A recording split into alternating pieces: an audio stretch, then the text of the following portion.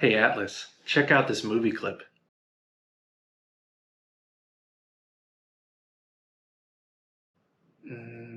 Maybe. Just watch.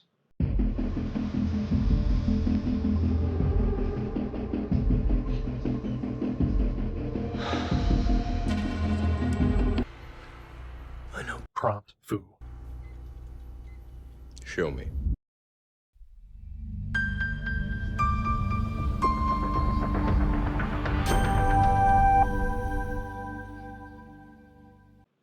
Alright, as always, don't forget to like and subscribe to this channel so you can stay up to date on all the content and features we'll be unveiling in the coming weeks. And with that, in the previous video, I showed how we can use GitHub Actions and GitHub Models to automatically comment our code. And this was combining the deterministic aspects of GitHub Actions with GitHub Models so that we're leveraging large language models. Now, when we were going through the process, or at least I was showing you the process of building the prompt and testing the prompt, you notice that was in the UI. What I'd like to do is show you, well, how do we automate the testing of the prompt building so that as we change the prompt or we switch models, we can make sure that the tests pass and we're not just having to click all the time or copy and paste. And if we've got 20 different use cases, we have to go through 20 different kind of scenarios through the UI to make sure that the prompt is responding appropriately. So let me show you how to do this.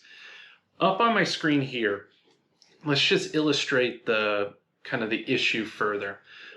In the prior video, we were using CodeStraw with a system prompt, and the way we kind of tested it out in models was we would look at the variables, and I would put in a variable, save that, hit run,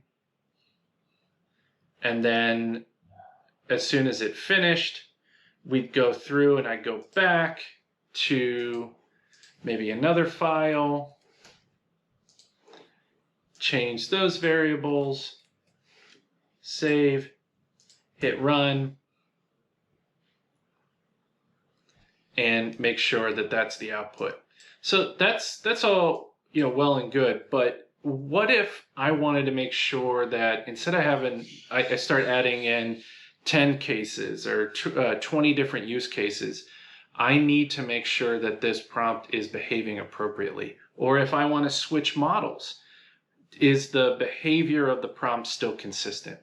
Well, I'm not alone. And there was a company a couple years ago named Promptfoo that came out with a way to test models and prompts and test agents. And they were recently acquired by OpenAI.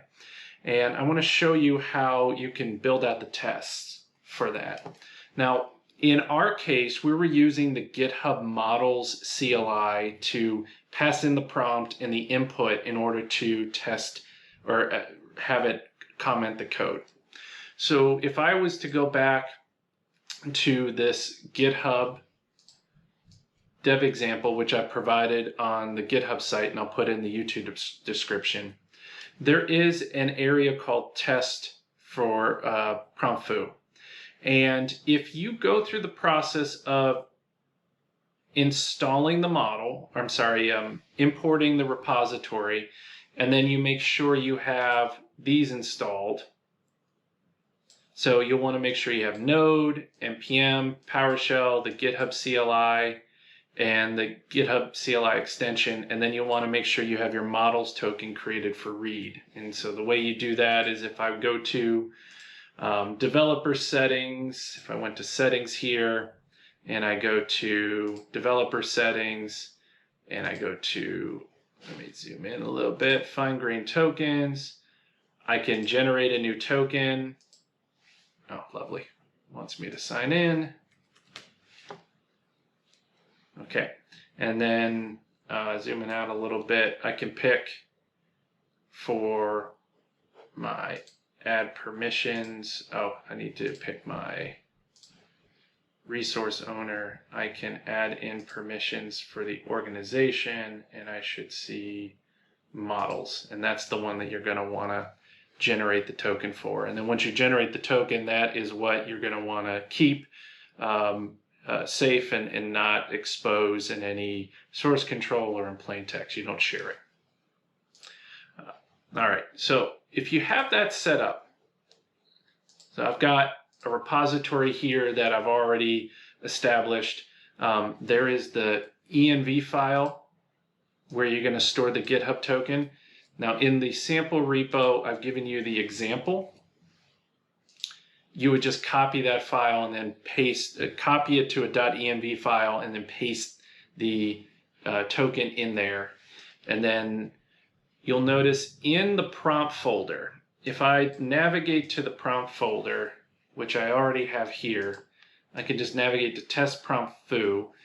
And in it there's a set of inputs. And so this would be your kind of test files. So in our case, I'm testing with different versions of Tyndall to make sure that the output is expected. It doesn't have any extraneous stuff at the beginning, no explanations from the large language model. But these are two of my inputs. Now the other thing I have is this concept of a provider. Now out of the box, Promptfoo does provide ways that you can configure connections to ChatGPT, Claude to test your prompts. It doesn't necessarily have one for the GitHub CLI, for model CLI. So thankfully with GitHub Copilot, through a couple of turns, I've got it working in PowerShell where based on the input files, which is the Tyndall files, if I scroll down to where it actually calls the GitHub, there we go. So this is the script that it needs to run, GitHub Models, passes in the prompt, and then it will execute that here, and we're grabbing the output. Now the reason we do it that way is I really want to test to make sure when it calls the GitHub CLI or the model CLI, it actually is behaving as intended. The prompt may get corrupted, or maybe there's some additional parameters in that prompt that changes the behavior.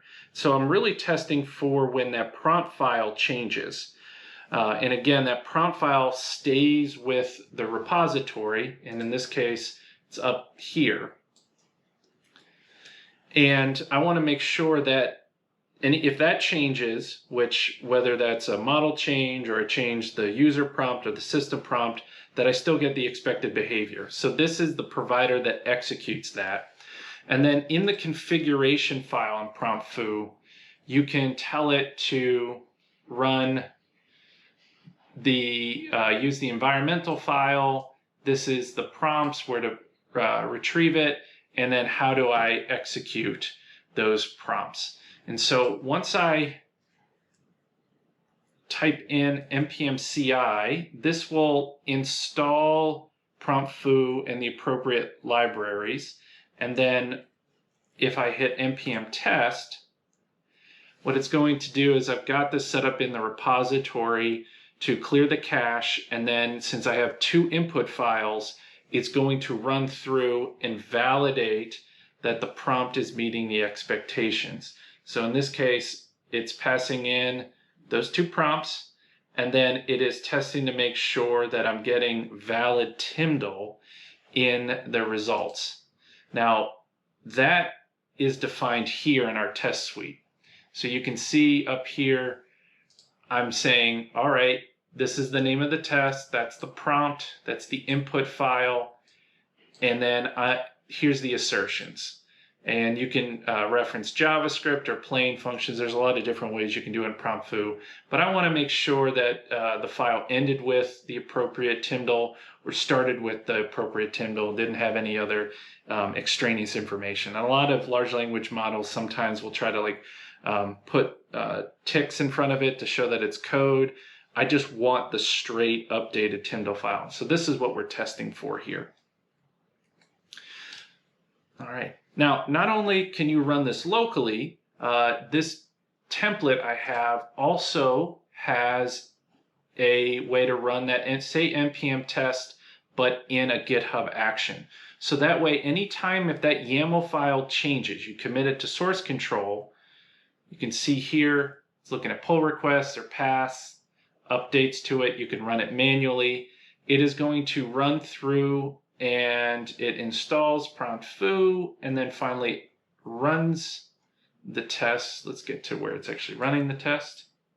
So it runs the test here. Make sure to pass in the secrets that needs to be defined in the environmental variables, which you would already have done to run the other GitHub action, and then gets the output of the results and stores them.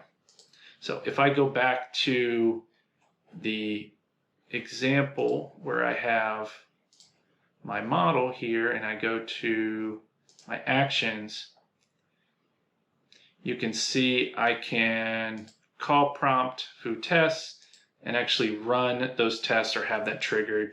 And then since I ran one today already, you can see that it has run through the tests and tells me whether it's passed. Now, if they failed, this build would fail. So this is a nice way of automatically checking if your prompts against your GitHub models are actually behaving. All right.